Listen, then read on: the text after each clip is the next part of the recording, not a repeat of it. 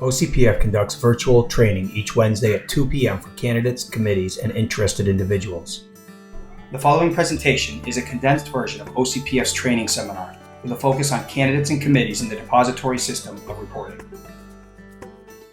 Hello, I'm Jason Tate. I do the training seminars at OCPF. Today I'm going to give you a little background on our agency. We'll take a look at the website so you can see where the disclosure actually happens. We're going to talk about the ground rules, public employees, public buildings, and public resources. Then we'll jump into how to organize with OCPF and how to disclose your campaign finance activity. OCPF is a small, independent, nonpartisan agency. Our primary focus is disclosure. About 2,500 candidates and committees are organized with OCPF, and they are all raising and spending money in Massachusetts elections. Our focus is to educate them first on the campaign finance law, then help them to disclose that activity on our website. And finally, if mistakes are made, we help them correct those errors. Our director is appointed by a commission of 4 people: the head of the state Republican Party, the head of the state Democratic Party, the Secretary of State, and a law school dean appointed by the governor. Those 4 people get together every 6 years. They appoint a director, and then the director runs the office for 6 years. It's independent, so our director does not report to a commission or to a board. Our audit department helps candidates and committees to file their reports, and then if mistakes are made, to help them fix those errors. Our legal department answers your legal questions, preferably by email. And our IT department, they actually created Reporter 7, the system used to file reports, and they can help you with any of your tech issues. I'm the education director, which means I do training seminars like this, as well as guides, newsletters, and instructional videos. This is the front page of the OCPF website. Our most popular link is Search Campaign Finance Data. This is where campaign consultants go, managers, journalists, political committees, state parties. It's an easy way to search for data based on whatever information you populate into these fields. In this case, in this example, I'm going to pretend that I'm a treasurer for a Brockton City Council campaign. And the candidate has asked me to take a look on the website to see if there are any donors in Brockton that he may have overlooked. His fundraiser is next month, and he's invited all of his friends and family, and he wants this list to see if there's anyone he knows who he may have overlooked and he wants to invite to the fundraiser. He's asked for the big money folks, so I'm going to put in the maximum amount of $1,000. That's the most that an individual can give to a candidate in a calendar year. On the minimum side, I'll put in $750. And I come up with 253 results. I can put in a start date as well of 1/1/2018, just so I can get more recent people. And here I have a list. There's a list of donors here that I can create an Excel file sheet, or I can do a PDF and send that to my candidate, and he can take a look and see if there's anyone he needs to invite to the fundraiser. There are also ways to search various expenditures in our system as well, the expenditures made by candidates and political committees. Another popular feature on our website is the Reports tab. From here, you can search different types of reports based on race. For example, legislative races, statewide candidates, mayoral reports, city council. If I click statewide, there will be a list of every individual who is organized for a statewide office, and you can see how much money they have and how much money they're raising for the year. If you are running for city council, let's say in Lowell, and you decide, hey, I'm running for city council, I'm new, I'm not really sure where all my opponents stand. You can go to the website here, choose Lowell, and you'll be able to sort by cash on hand and see where everyone stands and what you need to do to raise money and be competitive. Also under the Reports tab, there are non-candidate filer reports such as PAC reports. There are 250 PACs in Massachusetts. They are all able to give $500 apiece to a candidate. Candidates can ask PACs for money, and they can receive up to $500 per year per PAC. There are some limits on how much PAC money a candidate can take. Most of those limits are on state candidates as well as county candidates. You can call OCPF if you need a list of maximum thresholds for PAC contributions. Under the Reports tab, there is also a listing for party committee reports. Local parties can give up to $1,000 per year to a candidate.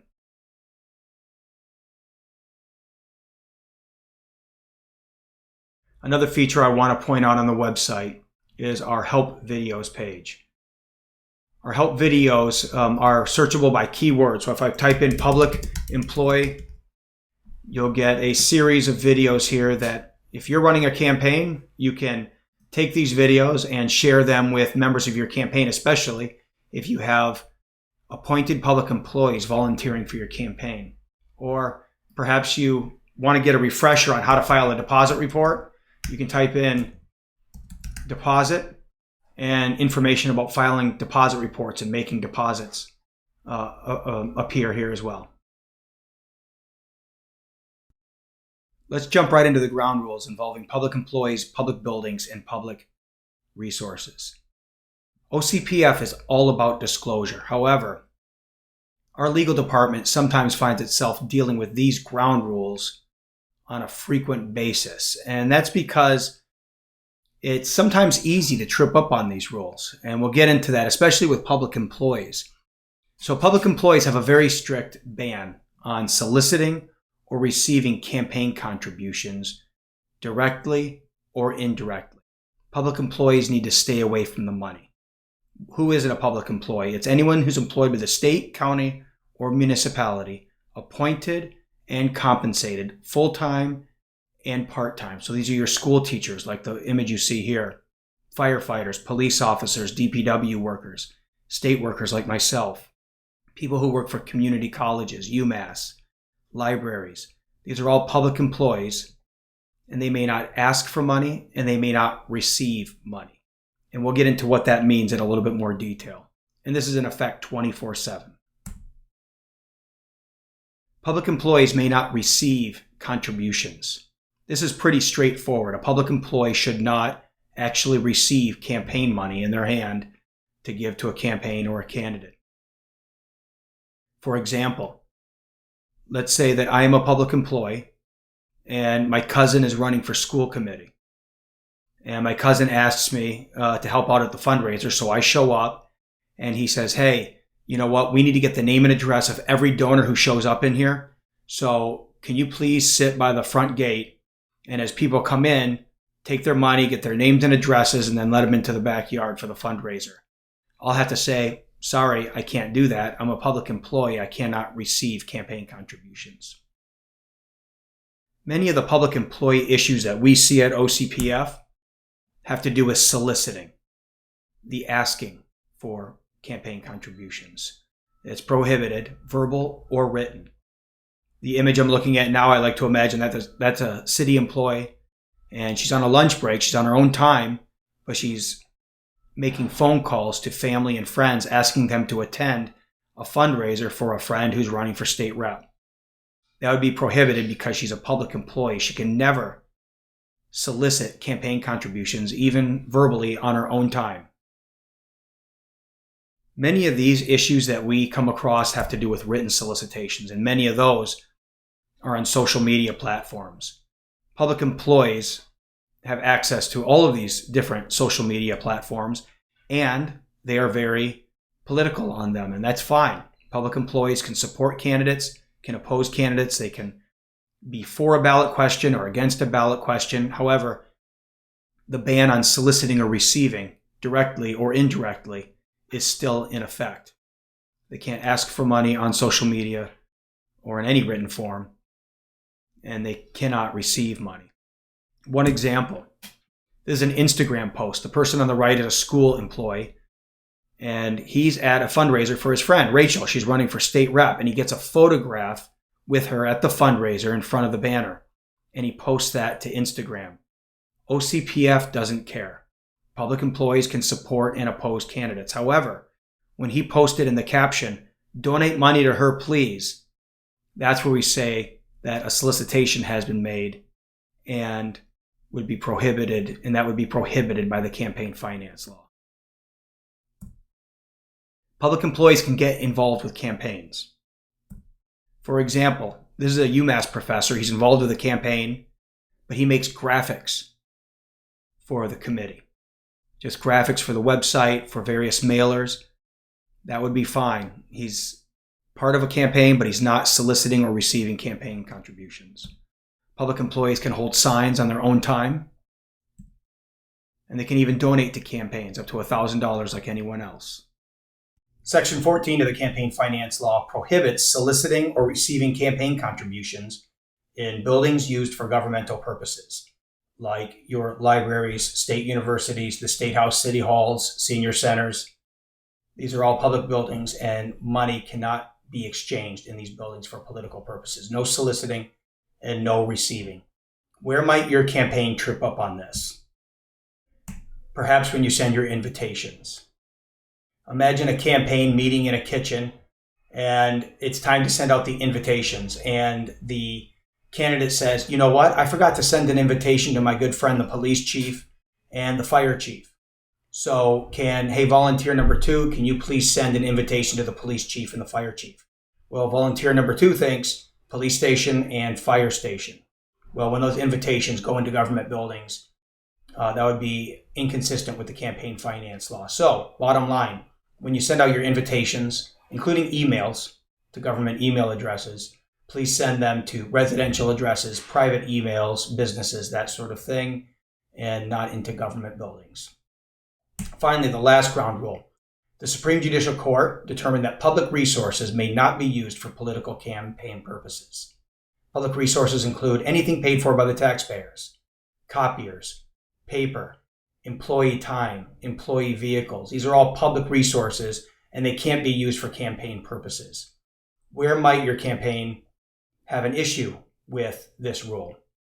It might be when you decide to campaign on public property. That is a public resource. Are you able to do that?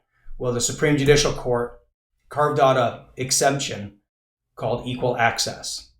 Public resources may not be used for political purposes unless equal access is granted. For example, I took this call once. I changed the details a little bit, but it went something like this. Jason, I'm running for city council. The boys have a huge football game Friday night. I want to show up there on city property with my campaign literature and stand by the concession stand. I want to hand out the literature as people come up and buy treats. Is that okay? Well, you're right to question it because public resources may not be used for campaign purposes. However, because of the equal access exemption, it would be okay so long as all candidates are able to do the same thing under the same terms and conditions. Another example, going to the senior center. Can a candidate go into the senior center with coffee and donuts? Set up a table and invite seniors to come up and talk about the issues, or maybe just talk about the campaign in general. That would be fine so long as equal access is granted. All candidates must have equal access to that space under the same terms and conditions. Candidates and committees should organize with OCPF prior to raising or spending money. To organize, you go to OCPF's online organization system. You can go here where it says Organize with OCPF and click. It'll take you straight to the online org page. You can also go to Getting Started. And all the different types of campaigns and committees are listed here. You can choose the type of committee you're running for and then just go step by step to organize. When you click here, it'll take you to the online organization system. The candidate, the treasurer, or an agent can organize a candidate online. And you'd fill in the information here, register, and then just go step by step. You will need to have viable email addresses available for each individual who's on the committee. OCPF will send emails to the candidates, chairs, and treasurers to verify that they accept the responsibility. The final step in organizing is appointing a bank to file reports on behalf of your committee, whether it be a PAC or a candidate. You would take in the D103 form from our office. You'd take that form to a bank and you'd ask them to become your depository bank and file reports on your behalf on a monthly basis. To get to the D103 form, you click Getting Started and you choose the type of office or the committee, like a political action committee. I'm going to choose mayoral here. And you click the D103 form. This is the form you'd print, take into a bank, and ask them to become your depository bank. You may go into a bank and the first person you talk to is not familiar with this system at all. So they'll have to work up the chain of command until they find someone who is aware of this system, and then you can work with them for them to become your depository bank. If they have any questions, please ask them to call OCPF. We work with banks all the time, and the person you're working with at the bank may not be familiar with this system, so they can call us up for information. Once the bank signs this form, you would send it to OCPF, and we would work with the bank to get them to file reports on your behalf. But at that point, you're in business. You can begin to raise and spend money. I do want to show you our list of participating banks in the depository system. If you go to Filers, and then you choose Banks Participating with OCPF, there's a list here of banks that are currently participating in the depository system. To open your checking account, most banks will require you to have an EIN from the IRS. We try to keep our EIN information high on the news feed on the front page of our website, where we have the instructions and a direct link to the IRS page for obtaining the EIN. We recommend that you follow the 7 steps in our guide to get the correct EIN for a political committee. On the website, you can also find EIN information by going to Filers, Banks Participating with OCPF, and there is a link here to the EIN information.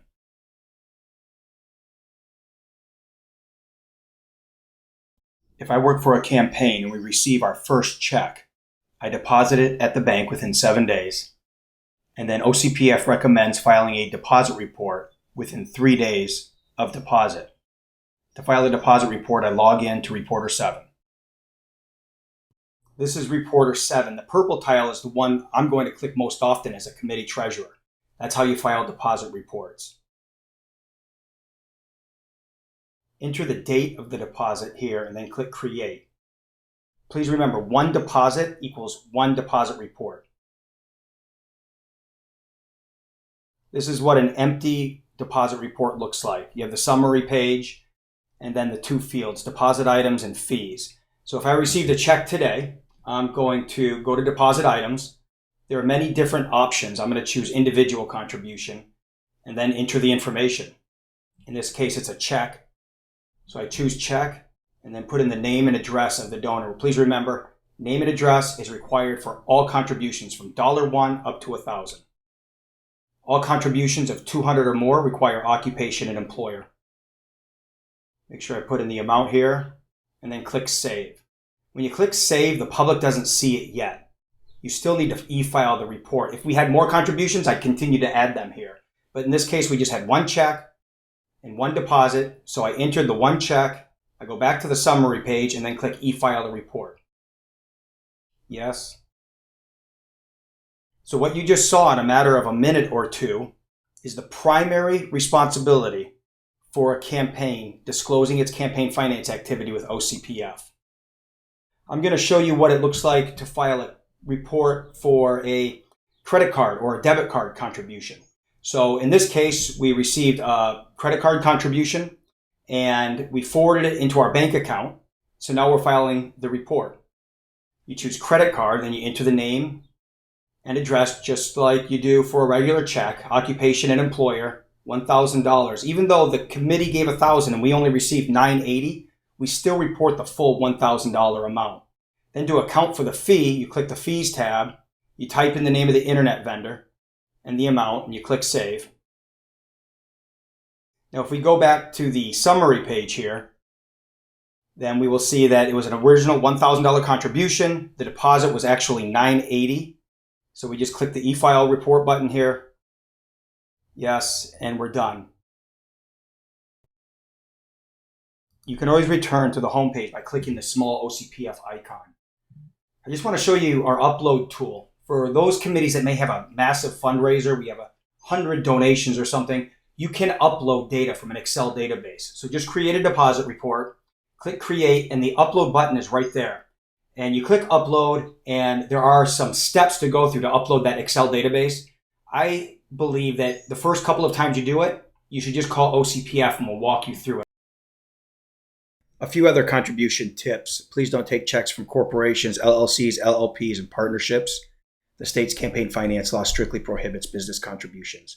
When you sell merchandise like shirts or hats, the people who buy that merchandise from your committee, they're donors. So you'll need to get their name and address and report them on a deposit report. And U.S. citizens and green card holders can give. Foreign nationals may not give. If you have a cousin who's a Canadian and lives in Canada, he or she would not be able to give to your campaign here in Massachusetts. Expenditures are not reported by candidates in depository committees. Banks file monthly reports to disclose the expenditures made by candidates and committees. How do they know how you spent the money? It's because all of your expenditures must be made by committee check or committee debit card. When it comes to expenditures, this is very important. When you cut a check, the purpose of the expenditure must be written down in the memo section of the check with as much detail as possible. So the person at the bank who's filing reports on your behalf knows the reason why you spent the money. Let's take a look at a depository account. From the OCPF website, if you click Reports on a candidate's page, you will see the bank reports displayed. Each month, the bank will file a report, whether you had activity or not. 0 receipts, 0 expenditures, the bank will still file a report. You will get an email from OCPF letting you know that the bank report was filed. Banks file reports during the first 5 days of each month. If the 5th day lands on a weekend, then it's the next business day that the report is filed. When you get that email, when a report is filed, you have 7 days to clarify any expenditures that need clarification. In this example, we're going to pretend that we received an email from OCPF, so we're going to sign in, check out the report, and clarify any expenditures that need clarification. So mostly, we click the purple box. 12 times a year, you're going to click the red box. You agree to the legal terms, and then you search for the expenditures that may need clarified. Most of your clarifications will have to do with debit card expenditures. In this case, it was an airline, and it was the debit card was used, and so we need to put in a purpose that shows that the expenditure was made to enhance the political future of the candidate. And you would go through and you'd clarify any expenditures that need to be clarified. Once you click the Save button, it is saved to the OCPF website. You don't then have to go back and e-file the bank report. You just click Save, and it appears on the OCPF website. These are the big 3 takeaways. File deposit reports shortly after making a deposit. Remember, 1 deposit equals 1 deposit report. Make expenditures using committee checks and debit cards, and clarify expenditures within 7 days of when a bank files the monthly report.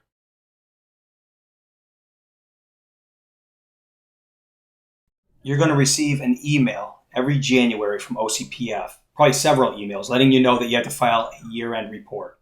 The year-end report is a summary of total receipts. We enter that for you. A summary of total expenditures. We also enter that for you. Then you'll need to itemize all your in-kind contributions and liabilities, which are usually candidate loans. The year-end report is available by clicking the All Reports tile, then the year-end report, and edit. You can access this report all year long so that you can enter in-kind contributions, liabilities, savings. This is the in-kind contributions tab. This is the drop-down for your different options. An in-kind contribution, if you remember, is something of value that is not money. We're going to enter an in-kind contribution here. There was an auction for the committee, and the candidate's uncle gave him a signed Julian Edelman football. They sold it at the auction for $250. This is an in-kind contribution, something of value that is not money. And in-kind contributions are only reported on the year-end report. Party committees can make unlimited in-kind contributions to candidates.